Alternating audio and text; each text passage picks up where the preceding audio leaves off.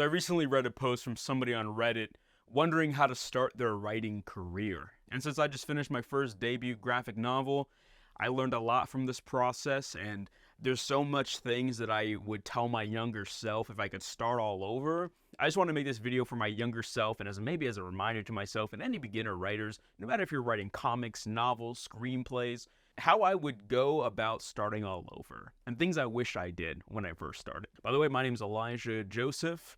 I am a writer. I love writing graphic novels. I work on some comic strips, blah, blah, blah. You can see those in the description down below. And I got a lot to say on this subject, but we'll break it down super simple. I think I have maybe like 5 steps. Yeah, if I could start all over, I would tell myself so much stuff.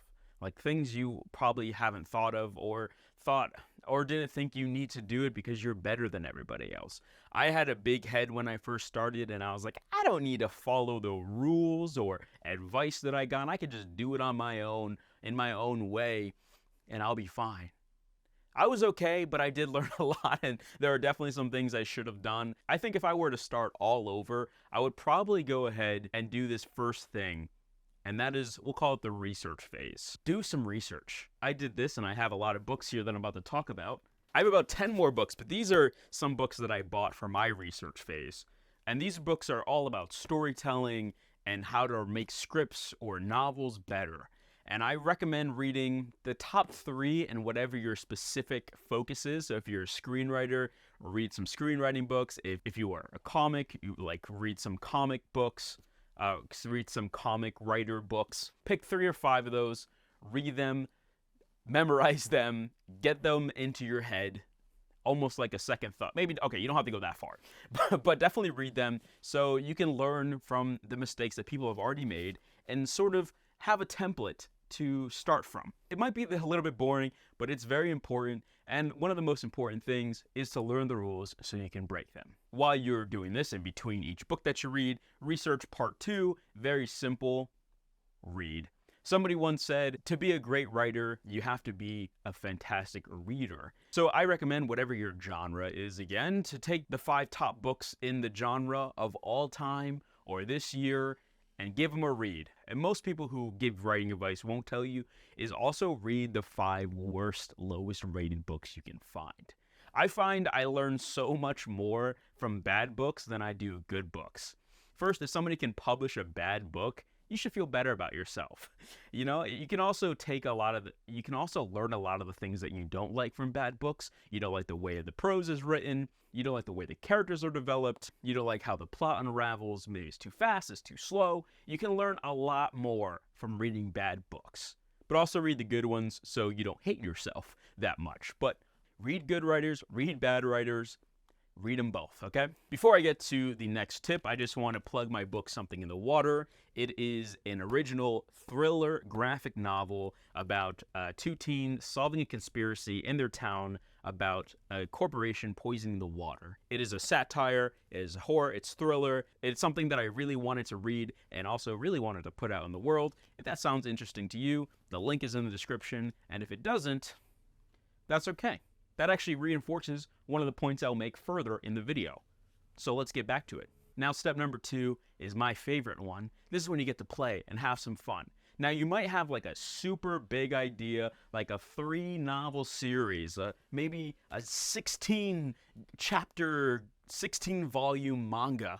I have one back here. That's why I'm pointing back here. But hold off on that. Take a break before you go tackle your magnum opus. You're still a beginner. And don't take this as like discouragement to not explore your big idea. Don't start writing yet. First, you gotta like hone your craft a little bit. Start writing short stories, short comic strips. Page, 2 page, 10 pages, make it short, make it concise. Start honing your craft. Start learning how to tell a story. Start learning how to apply the rules that you learned and maybe even break some. Have some fun. Get dirty. I don't know. I don't care. But I do care that you do this part. This part's very important. I have like 4 unfinished scripts that I wrote before I did my graphic novel, and each one that I did, I learned so much from. Okay, I learned so much from them that if I were to have written my first graphic novel first, it would have been like 10 times worse than it is. I don't think it's the best graphic novel. I feel like I learned things from it, and I could improve from it, of course, as you do with everything that you do. I don't think, as long as you're getting better, you'll look back at your old work and think you can improve it in some way, but I digress. Just hone your skill. This will help your brain develop the tool, the strategies that you need to do it. And by it, I mean tell stories. Now, step 3 is something I wish I started doing before launching my first book, and that is share. Okay? Share some of the things you make. Write small tweets, participate in Reddit, like writing prompt subreddits. Bring people along on your journey. This will help you build an audience, especially if you're a comic book writer. Start small. Start with like 4 panel strips and then share those and have some fun doing it. Okay, talk about like your life, your things you're struggling with. Just start small, share them, build an audience.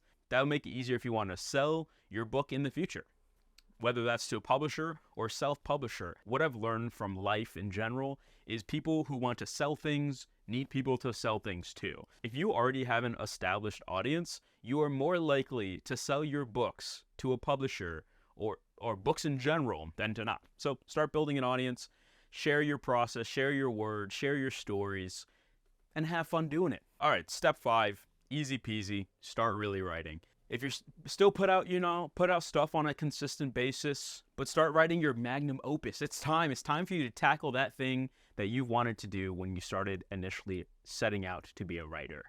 Although personally, I think it's better to write a couple books before you do a series. It just helps you move out those helps you work those muscles out.